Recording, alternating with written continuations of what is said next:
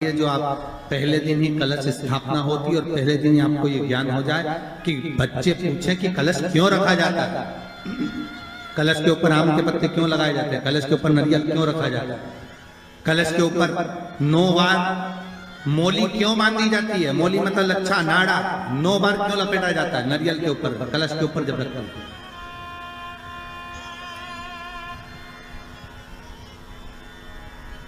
कलश के ऊपर जब जब श्रीफल रखाता है, नारियल रखाता है, तो उस पर 5 बार 7 बार मोली नहीं लपेटी जाएगी, तो 9 ही बार लपेटी जाएगी। 5 या 7 बार लपेटते हैं तो कहते हैं कि लक्ष्मी की छिन्नता होती है, और वो 9 बार लपेटी जाती है तो भरपूर लक्ष्मी का भंडार भरती है। क्यों क्यों कहते हैं उसे?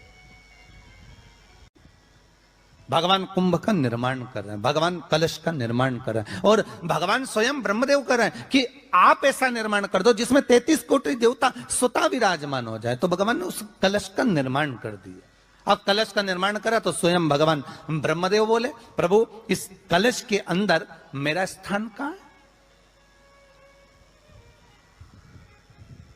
मेरा स्थान कहां है?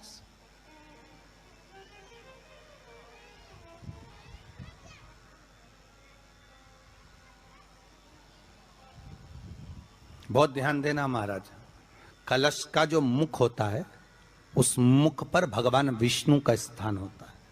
किसका स्थान है? भगवान विष्णु का।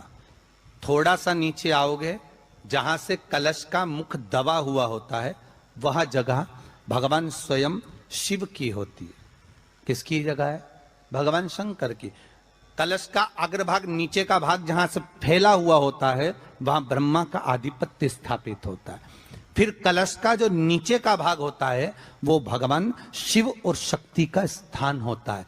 कलश के बाहरी भाग में, जहां पर बाहर का हिस्सा होता है, उस कलश के बाहरी भाग में 33 कोटि देवताओं को भगवान शंकर ने लाकर विराजमान किया होता है। महाराज भगवान शंकर 33 कोटि देवताओं को निमंत्रण देकर उस कलश में विराजमान कर दिया। कितना सुंदर लिखा है देवी भागवत के अंदर कि जहां कलश की स्थापना होती है उस जगह पर किसी देवताओं को बुलाने की जरूरत नहीं होती। 33 कोटि देवता उस जगह पर स्वतः विराजमान हो जाते हैं। स्वयं 33 कोटि देवता स्वयं वहां विराजमान। नवरात्रे एकम से प्रारंभ नहीं होते, अरे अमावस्या की रात्रि से प्रारंभ हो जाते, इसलिए उसको कहते हैं नवरात्रे। क्योंकि नवमी के दिन माता जी का विसर्जन हो जाता है, जवारों का विसर्जन हो जाता है, व्रत करने वाले कन्या पूजन भोजन भंडारा कराकर विराम दे देते हैं। तो नवमी की रात्रि उसमें नहीं जुड़ा पाती। उसमें रात्रि अगर जुड़ती है तो ये अमावस्या की रात्रि से जुड़ना प्रारंभ होता है, तब जाकर वो नवरात्रि पूर्ण हो पाती है। पितृलोक में पितृ जैसे निवास होकर भी इंतजार करते हैं। 4 नवरात्रे हैं तो 4 ही श्राद्ध हैं। आज मौनी अमावस्या है, श्राद्ध का विराम हो जाता है और कथा अर्थात नवरात्रे प्रारंभ हो जाते हैं दूसरे दिन। तो यहाँ शास्त्र कह रहा है जैसे हमें प्रतीक्षा रहती है कोई अच्छे कार्य की, कि घर में कोई शुभ कार्य हो, घर में कोई अच्छा आयोजन हो तो अपने को आनंद होगा, प्रसन्नता होगी। उसी तरह हमारे जो पूर्वज चले गए, जो पूर्वज चाहे वो अधोगति में गए हों, चाहे वो देवगति में गए हों, चाहे वो पितृलोक में निवास कर रहे हों, तो जितने भी पितृलोक में निवास करने वाले पूर्वज होते हैं वो भी ये विचार करते हैं कि हमारे घर के वंश द्वारा, हमारे वंशजों द्वारा कोई ऐसा सत्कर्म हो जिससे हमारे जीवन की वितृप्ति हो और हमें आनंद की अनुभूति हो। और ध्यान दीजिएगा महाराज, आपको चैत्री नवरात्रि का स्मरण होगा, आपको शरदी नवरात्रि का स्मरण होगा, पर जो आषाढ़ में और माघ में जो नवरात्रे पढ़ते हैं इसका एक आनंद ही दूसरा रहता है। बस इतना जरूर होता है कि दुनिया के लोग वो जो 2 नवरात्रे होते हैं उसमें कलश की स्थापना भी करते हैं, देवी का पूजन भी करते हैं, अर्चना भी करते हैं, मंदिरों में भीड़ भी रहती है और खूब प्रेम से माता का जगराता वगैरह सब होता है। पर ये जो नवरात्रे हैं 2 गुप्त नवरात्रे, इनका लोगों को स्मरण नहीं था।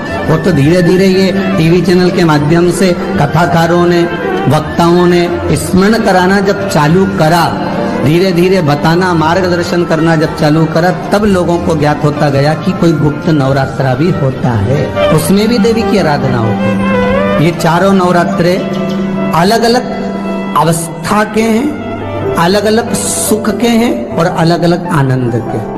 आपके घर में पितृदोष है, आपको ऐसा महसूस होता है, तो किसी भी नवरात्रि के पहले जो अमावस्या पड़ती है, जिस दिन अमावस्या रहे उस दिन चावल की कटोरी में एक कपूर का टुकड़ा रख दीजिए, छोटा सा, और कपूर का टुकड़ा रखकर उस कपूर को दरवाजे के बाहर कटोरी में ही, चावल रखी हुई कटोरी में ही उसको पितरों का स्मरण कर कर जला दीजिए।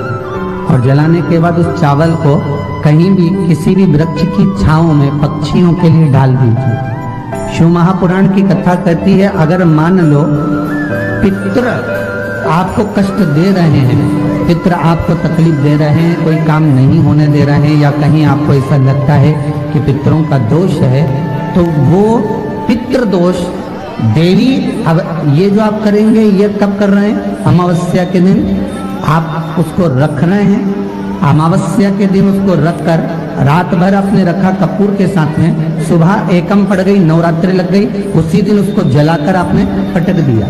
अर्थात उससे देवी और पितृ इन दोनों का आशीर्वाद जो प्राप्त होता है, तो घर में से पितृदोष समाप्त होकर लक्ष्मी की वृद्धि प्रारंभ हो जाती है, कार्य में सिद्धता आ जाती है। और नवरात्रि में भी देवी की आराधना का एक स्मरण का सुख है महाराज। ज्योत का विधान है, नवरात्रि में देवी की ज्योत लगती है, अखंड ज्योति लगती है, जवारे बुआए जाते हैं, कलश लगता है, ज्योत का भी विधान है। जिसके यहाँ दिया अखंड जलाया जाता है, अगर वो दिए की लो, दिए की बाती अगर दक्षिण दिशा की होती है, तो उसके घर में साल भर में एक घात जरूर होती है। जो दिया अखंड जलता है उसकी बाती का मुख दक्षिण का नहीं होना चाहिए। अगर आपने देवी भागवत का स्मरण कराओ, देवी भागवत को अगर सुना हो, तो देवी भागवत में स्पष्ट किया गया कि पूर्व की ओर मुख करा हुआ दिया, अर्थात पूर्व की ओर ज्योत जो जलाई जाती है वो संपदा की वृद्धि करती है। पश्चिम की ओर मुख कर कर जो ज्योत लगाई जाती है महाराज, वो वैभव को देती है।